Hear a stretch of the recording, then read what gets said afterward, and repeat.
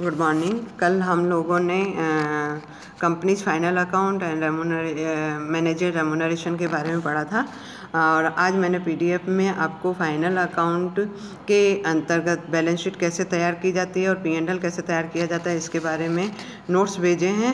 थोड़ा आप पढ़ने की कोशिश कीजिएगा और उसी के अकॉर्डिंग मैं आप लोगों को बैलेंस शीट जो कि कंपनी एक्ट 2013 की शेड्यूल नंबर 3 के पार्ट 1 में बनाई जाती है तो उसके बारे में बता रही हूँ। तो जो कंपनी की बैलेंस शीट बनाई जाती है वह एक स्टेटमेंट के आधार पर बनाई जाती है, अब टी आकार में नहीं बनानी, सबसे पहले तो ये ध्यान रखना है। और उसमें सबसे पहले इक्विटी एंड लाइबिलिटीज होगी और इक्विटी और लाइबिलिटी में हम दो पार्ट कर देते हैं, share holder fund and reserve and surplus. फिर इसी के अंतर्गत नॉन करंट लाइबिलिटी अलग दिखाई जाएगी और करंट लाइबिलिटी अलग दिखाई जाएगी। इसी प्रकार से एसेट साइड में आए तो नॉन करंट एसेट्स अलग दिखाना है, करंट एसेट्स अलग दिखाना है। नॉन करंट एसेट्स में भी 2-3 तरह की बातें आ सकती हैं आपके पास, जैसे टेंजिबल एसेट्स हो जाएगी, इनटेंजिबल एसेट्स हो जाएगी, नॉन करंट एसेट्स में अदर नॉन करंट एसेट्स भी हो जाएगी। तो इस प्रकार से हम अगर बैलेंस शीट 2013 एक्ट के शेड्यूल 3 के पार्ट 1 के अनुसार देखेंगे तो आपको फॉर्मेट थोड़ा सा डिफरेंट मिलेगा, या हम ये कहें कि उसके अकॉर्डिंग ही हमें बैलेंस शीट बनानी है। अब मैंने उसी के अकॉर्डिंग आपको एक क्वेश्चन दिया है और क्वेश्चन में आप लोग हर आइटम देखते जाइए और उसको कहाँ हमें लिखना है, इस चीज़ को ध्यान में रखते हुए हमें बैलेंस शीट बनानी है, या कौन सी चीज़ कौन से ऐड में आती है, कहाँ इन्वॉल्व होगी, इस चीज़ को ध्यान में रखते हुए हमें नई बैलेंस शीट बनानी है।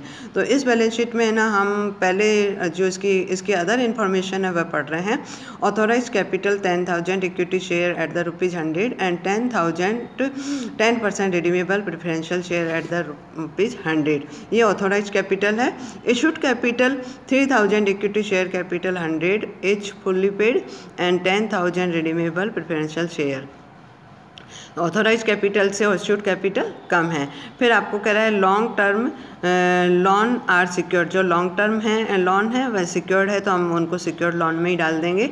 Accumulated depreciation on tangible assets, अगर इस प्रकार का दिया हुआ है एक्यूमुलेटेड डेप्रिसिएशन तो हमारे पास जो टेंजिबल एसेट्स होगी उसमें से वह चीज़ लेस कर देंगे। और इसके बाद में मैं आप क्वेश्चन स्टार्ट कर रही हूँ। ऑल ऑफ फर्स्ट आपको दे रहा है लॉन्ग टर्म लोन, जो कि अभी आपको नीचे इन्फॉर्मेशन में मिला, ये आपके सिक्योर्ड है। तो हम जो इक्विटी एंड लाइबिलिटी के अंतर्गत जो लिखेंगे वह सेकंड पॉइंट में आ जाएगा। सेकंड पॉइंट माने जिसको हम नॉन करंट लाइबिलिटी कहते हैं, इसमें सिक्योर्ड लोन 10,000 रुपये आ जाएगा। ये आपको मैं सेकंड पेज में दिखाती जा रही हूँ। और इसके अंतर्गत सेकंड, जैसे क्वेश्चन में सेकंड पॉइंट दे रहा है ट्रेड क्रेडिटर, तो ये करंट लाइबिलिटी है। Cash and bank balance current assets है। Provision for tax current liability है। गुडविल एट कॉस्ट ये नॉन टेंजिबल एसेट्स हो जाएगी। लॉस फॉर द ईयर ये आपके रिजर्व एंड सरप्लस में से लेस हो जाएंगे।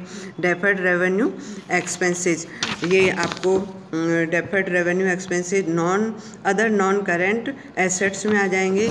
और इसी प्रकार से आपको प्रोविज़न फॉर डाउटफुल डेब्ट्स हैं तो ये डेटर में से या तो लेस कर दीजिए या करंट लाइबिलिटी में ले लीजिए। फिर टेंजिबल फिक्स एसेट्स अपने फिक्स एसेट्स में आ जाएगी। फिर इनटेंजिबल करंट एसेट्स, ये इनटेंजिबल करंट एसेट्स बता ही रहा है उसी में जाएगा। जनरल रिजर्व हमारे रिजर्व एंड सरप्लस में चला जाएगा। अनसिक्योर्ड शॉर्ट टर्म लोन ये अपने करंट लाइबिलिटी चली जाएगी, करंट लाइबिलिटी में चला जाएगा। एडवांस एंड स्टाफ एडवांस ये दोनों हम एडवांस दे रहे हैं तो ये हमारी करंट लाइबिलिटी करंट एसेट्स में चला जाएगा। सिक्योरिटी प्रीमियम है तो रिजर्व एंड सरप्लस में चला जाएगा।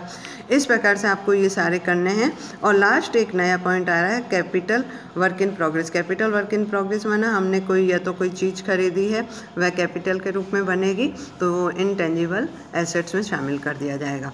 तो इस प्रकार से आपको एक फॉर्मेट बना करके आप पेज नंबर 1 और 2 में देख सकती हैं।